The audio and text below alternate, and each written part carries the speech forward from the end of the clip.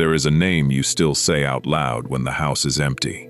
Not a prayer, just the name, in the kitchen, or halfway up the stairs, when something happens that they would have wanted to know about. Tonight I am going to tell you where they are, and what happens to everything you have said into an empty room. You do it more than you would ever admit.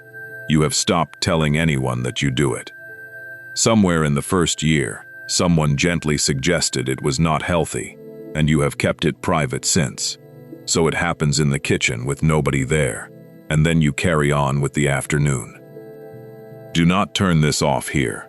What I am about to say is not what you have been told. I have heard every one of those, not as a symptom, as speech. You are not talking to nobody. You have never once talked to nobody in that house. I want to start with the thing you are most afraid is true. You are afraid that they are simply gone. Not in the way you say at church, in the way you feel at 4 in the morning, when the words you can recite do not reach the place the fear lives. And you are afraid that the fear is the honest part, that the church words are what you say, and the 4 o'clock feeling is what you actually believe. I want to answer that first, before anything else, because everything after it depends on the answer. Here is the first true thing. They are not lost. They are held. And the holding did not begin on the day you lost them.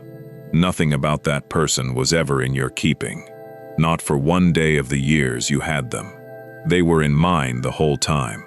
And what happened was not that they slipped out of your hands into nothing. They moved from a room you can see into a room you cannot. You have been grieving, as though something was misplaced. Nothing was misplaced. I know exactly where they are, and I have known continuously, without a single gap, from the last breath until this evening. Sit with that before I go on. It is not a comfort, it is an address. You have imagined a great emptiness on the other side of that day, a silence you cannot picture and do not have words for. That is not what is there. There is no emptiness anywhere in what I made, and there is certainly none where I keep the people I love. Think about what those years actually were. You had a person. You had them at breakfast tables, in cars, in hospital corridors. On ordinary Tuesdays, neither of you thought to notice at the time. Thousands of those Tuesdays. You cannot get most of them back into your head now, and that has frightened you. None of that was ever stored in you. It was stored in me the whole time, every hour of it, including the ones you have forgotten, and the ones you were too tired to notice. The record is not held in your memory. Your memory was never the record, and it was never asked to be.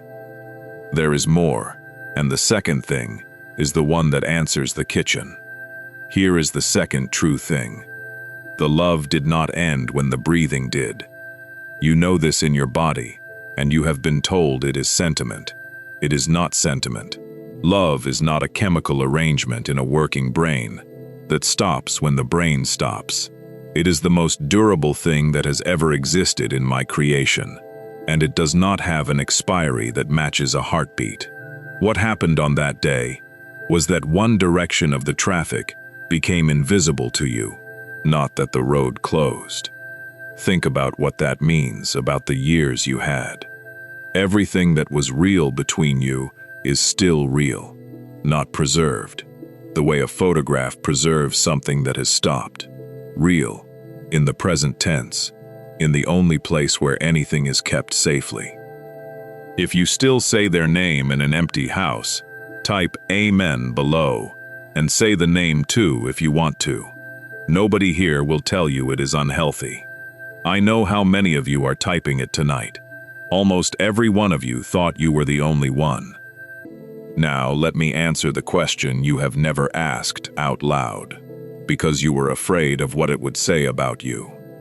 You want to know whether it reaches them. It has sat under everything for years. You have circled it in church, and in the car, and at 3 in the morning. You have never once put it into a sentence. The sentence itself felt like it might be a betrayal of something. Ask it. There is no version of that question that offends me. I have never once been troubled by a grieving person asking whether the dead can hear them. It is not superstition, and it is not weakness. It is the most natural question a loving creature can ask. Every culture in history has asked it. Most asked it badly, and you have been afraid of asking it at all. You are allowed to want to know. Wanting to know is not the same as trying to reach past me to get it. Breathe with me here. In, they are not lost. Out, they are held. In, nothing was misplaced. Out, and he knows exactly where. I am not going to give you a mechanism. I am not going to tell you they hear your voice through the floor of heaven. That is not something I have told anyone. And I will not hand you a comfort I did not make. Here is what I will tell you, and it is more than you have been given before.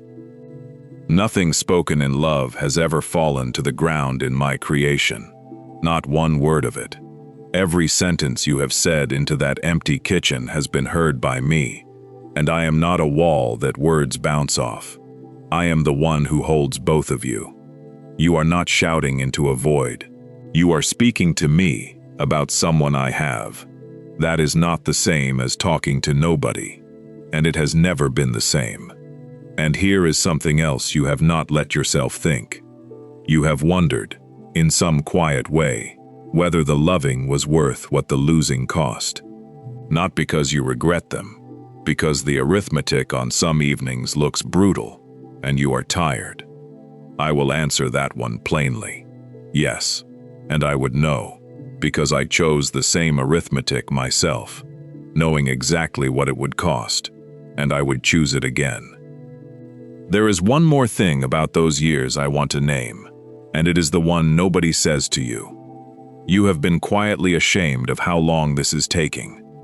Somewhere around the second year, the world expected you to be further along, and you were not, and you learned to perform, being further along. And you have been performing ever since at family gatherings and in church foyers. Let me name what the grief actually is, since nobody else will. It is not a wound that should have closed. It is the shape of a love that was real. The size of the hole is the size of what was there. People who tell you to move on are asking you to make the love smaller in order to make the ache smaller, and I have never once asked that of you. You do not have to shrink it. You will not be asked to at any point, including at the door. Now watch what I have actually said about this, all through the book you have read your whole life. Think of the words I chose for it. I called it sleep, not ended, not finished. Asleep, which is a word about a person who is still there, and about a state that does not last. I stood at the grave of a friend, 4 days in, with the sisters saying if you had been here. I did not correct them. I did not give a lecture about eternity. I wept. I stood in the road and cried in front of everyone, over a death I already knew I was about to undo. Watch that carefully, because it tells you what I think of your kitchen. I know how the story ends, and I still weep at the grave. And I said something else, at the very end, that I want you to hold.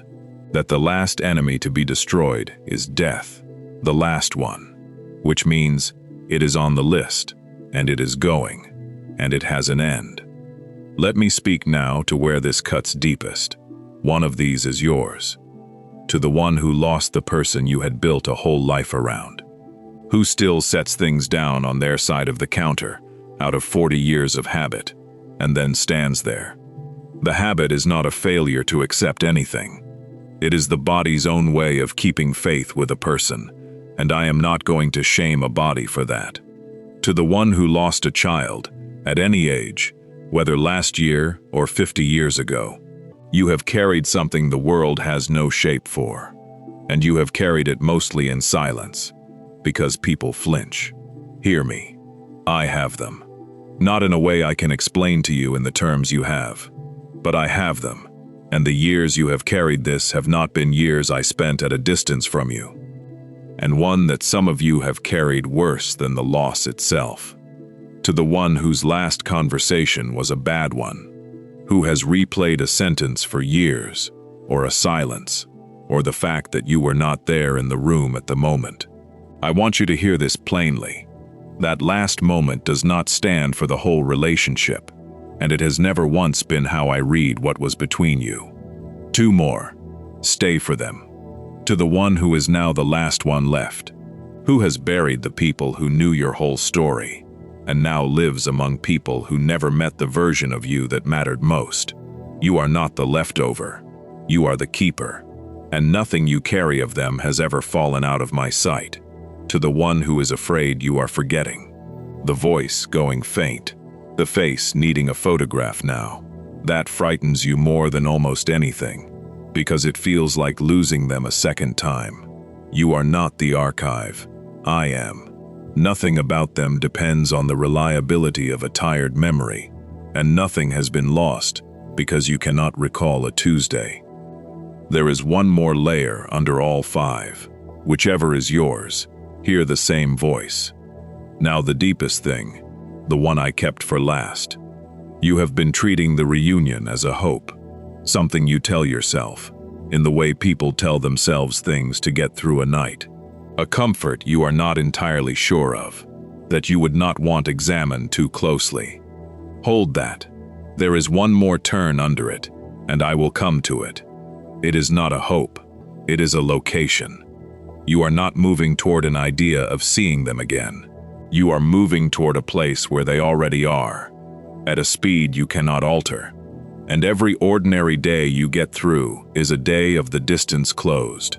The waiting is not empty time. It is travel. And on that day, there will be no explaining. You will not have to describe the years. That is a thing about being fully known, that nobody thinks of as a mercy until they have been lonely a long time. There will be no catching up, because nothing was missed. One more thing waits after this. Breathe with me once more. In, I am not waiting for a hope. Out, I am traveling toward a place. In, they are already there.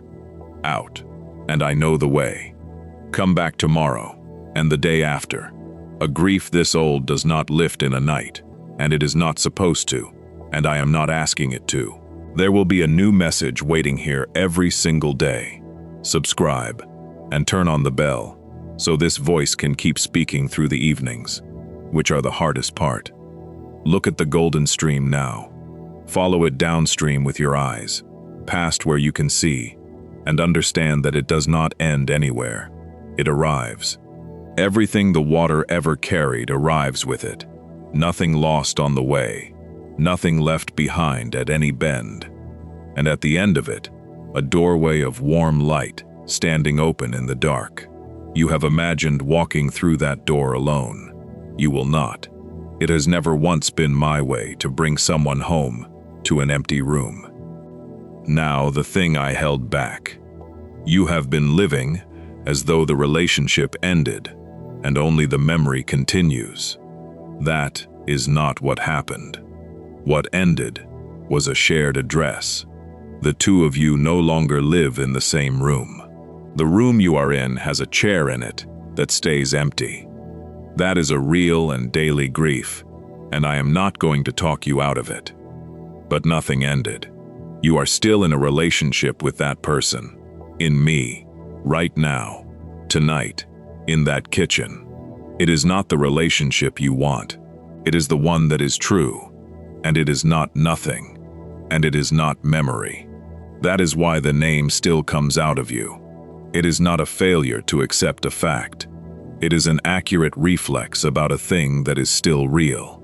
Your body has been right about it all this time, while people kept telling you to stop. So do not walk into tomorrow apologizing for it. When the name comes, in the kitchen or halfway up the stairs, say it. Say it out loud, and then say, and well, you have them, and you have me, and we are not as far apart as this room makes it look. And there is one more thing. There is a day you keep going back to, the last one, or the one before it, the one you have gone over 10,000 times, looking for what you should have done. Not tonight, tomorrow. Come back, and I will tell you what I was doing in that room. You are loved, you are seen, you are mine.